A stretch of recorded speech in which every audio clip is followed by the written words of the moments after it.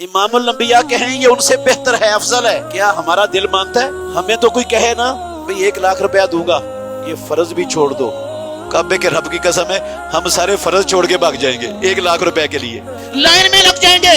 1,00,000 روپیہ مل رہا ہے، وزیر اعظم کا ایلچی آیا ہے 1,00,000 روپیہ دینے کے لیے، اور اس وقت آیا ہے جب فجر کی جماعت کھڑی ہونے والی ہے، ہم فجر کی جماعت کو آگ لگائیں گے، اس لائن میں کھڑے ہو جائیں گے وہ 1,00,000 روپیہ لینے کے لیے۔ میرے اور آپ کے نبی محمد رسول اللہ صلی اللہ علیہ وسلم یقیناً اللہ کے نبی کا فرمان حق سچ ہے، وہ کہتے ہیں ساری دنیا بھی مل جائے کعبے کے رب کی قسم ہے پھر بھی 2 رکعتیں افضل ہے۔ مفتی عبدالرحمن عابد، اسلامک اسکالر۔ میری اور آپ کی ماں عائشہ ام المومنین سیدہ رضی اللہ تعالی عنہا بیان فرماتی ہیں کہ ما رأیت رسول اللہ صلی اللہ علیہ وسلم اشد تعاہدا بعد الفریضہ تھے، میں نے محمد رسول اللہ صلی اللہ علیہ وسلم کو فرضی نمازوں کے بعد اتنا اہتمام کر کے رکعتیں پڑھنے والا میں نے اللہ کے نبی کو نہیں دیکھا جتنا اہتمام آپ فرضوں کے بعد فجر کی 2 سنتوں کا کرتے تھے۔ کسی نماز کا فرضوں کے علاوہ، اس کا کیا مطلب ہے؟ فرضوں کے علاوہ کسی نماز کا اتنا اہتمام کرتے ہوئے نہیں دیکھا، اس کا مطلب ہے محمد الرسول اللہ صلی اللہ علیہ وسلم فرضوں کا بہت زیادہ اہتمام کرنے والے تھے۔ فرضوں کے اہتمام کی تو بات چھوڑ دو کہ اللہ کے نبی کو فرضوں کا کتنا اہتمام تھا، فرضوں کا کتنا اہتمام تھا۔ یاد ہے نا آپ کو، کئی مرتبہ میں نے سنائی حدیث، شدید بیمار ہیں محمد الرسول اللہ صلی اللہ علیہ وسلم، آخری عمر ہے آپ کی، زندگی کے آخری ایام ہیں، تکلیف کی وجہ سے بے ہوشی طاری ہو جاتی ہے آپ پر، ہوش آتا ہے نا، قسم اللہ کی، صحیح بخاری کی حدیث ہے، ہوش آتا ہے تو سب سے پہلی بات جو مدینے والے امام کی زبان پر ہے، پوچھتے ہیں اصلی الناس ہو، نماز ہو گئی، نماز ہو گئی، لوگوں نے نماز پڑھ لی؟ ہماری ماں کہتی ہیں ہم ینتظرون کا، نہیں اللہ کے نبی وہ تو آپ کا انتظار کر رہے ہیں۔ پھر تکلیف کی شدت کی وجہ سے اللہ کی قسم دوبارہ پھر بے ہوشی طاری ہو گئی، کچھ دیر بعد محمد الرسول اللہ صلی اللہ علیہ وسلم کو ہوش آیا، ہوش آتے ہی سب سے پہلی بات کیا زبان پر؟ اصلی الناس ہو، نماز ہو گئی، کیا لوگوں نے نماز پڑھ لی ہے؟ کس بات کا فکر ہے؟ اس بیماری کی حالت میں کس بات کا فکر ہے؟ ہمارے سر میں درد ہو، ہمیں معمولی سی تکلیف ہو، نزلہ زکام ہو جائے، اللہ کی قسم ہم نمازوں کو ویسے ہی فراموش کر دیتے ہیں، بھول جاتے ہیں کہ تندرست ہوں گے تو پڑھ لیں گے، ابھی تو میرے سر میں درد ہے، مجھے زکام ہوا ہے، میں نہیں جا سکتا مسجد میں نے نہیں پڑھنی ابھی، میرے پاس عذر ہے، بہانے۔ اللہ کے نبی کو کتنی شدید تکلیف ہے، بے ہوشی طاری ہو رہی ہے تکلیف کی وجہ سے، ہوش میں آتے ہی پوچھ رہے ہیں نماز پڑھ لی؟ کہا نہیں، انتظار کر رہے ہیں۔ تیسری مرتبہ پھر بے ہوش ہو گئے، پھر ہوش آیا، تیسری مرتبہ بھی یہی الفاظ ہیں زبان پر، اصلی الناس ہو، نماز ہو گئی۔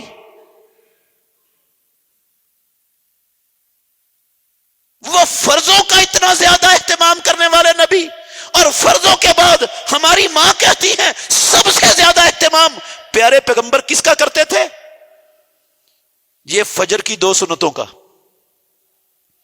اور ایک حدیث میں یہ لفظ ہیں، رسول اللہ صلی اللہ علیہ وآلہ وسلم نے فرمایا، اللہ اکبر، احب الی من الدنیا وما فیہا، مجھے اللہ کے آخری نبی کو، سید ولد آدم کو، سرور کونین کو، دنیا اور جو کچھ دنیا میں ہے، دنیا کے سارے ساز و سامان سے یہ 2 رکعتیں زیادہ پیاری ہیں۔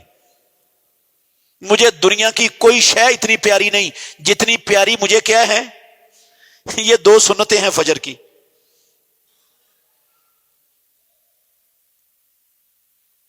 اور یہ بھی حدیث ہے، رسول اللہ کے لفظ ہیں، میرے نہیں ہیں، آپ نے فرمایا رکعتا الفجر خیر من الدنیا وما فیہا.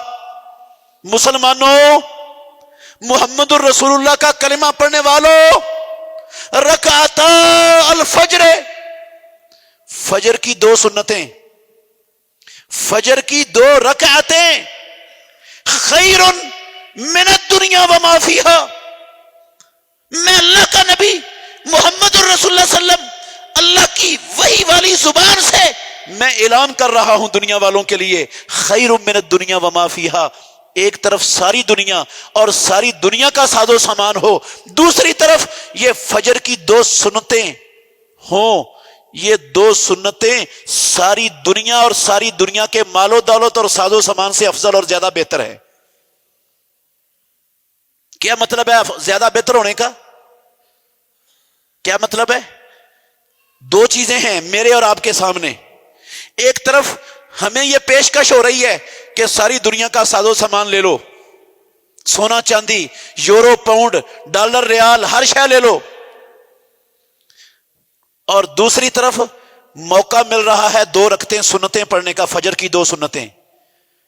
اللہ کے گھر میں کھڑا ہوں، پیدا کرنے والے کی قسم اٹھا کے کہہ سکتا ہوں، امام الانبیاء کے فرمان کا مطلب ہے ساری دنیا کے ساز و سامان کو لینے سے یہ 2 رکعتیں پڑھنا افضل ہے.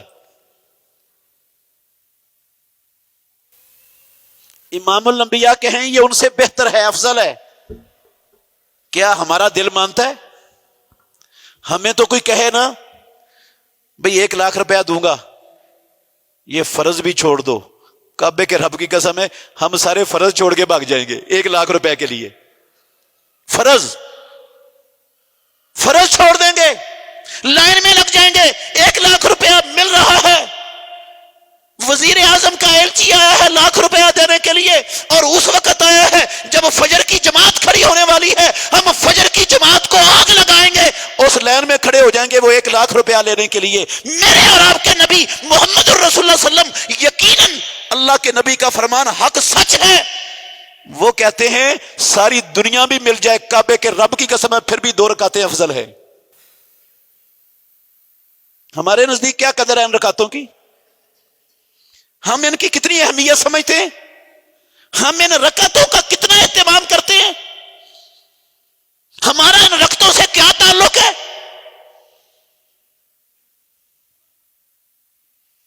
یہ سنتیں ہیں، یہ 2 سنتیں ہیں جن کی اتنی عظمت ہے، تو جو فرض ہیں ان کی ان سے کم عظمت چھوٹی ہوگی؟ ان کی اہمیت ان سے کم ہوگی؟ ان پر جو رب نے اپنے بندوں کو انعام دینے وہ سنتوں کے انعام سے تھوڑا ہوگا کیا؟ ہم کیا سمجھتے ہیں نماز کو؟ ہمارے نزدیک نماز کی قیمت کیا ہے؟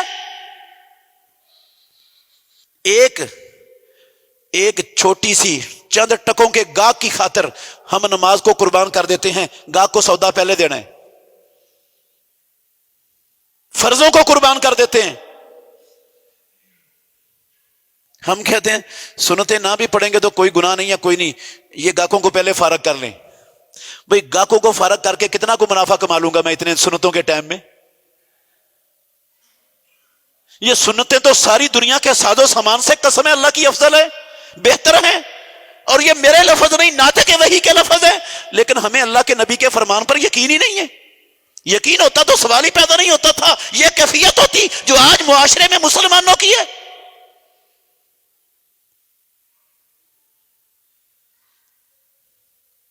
جو سنتیں کیا فرض بھی نہیں پڑتا، میں کیسے مان جاؤں اس کو رسول اللہ صلی اللہ علیہ وسلم کے فرمان پر یقین ہے؟ مان جاؤں؟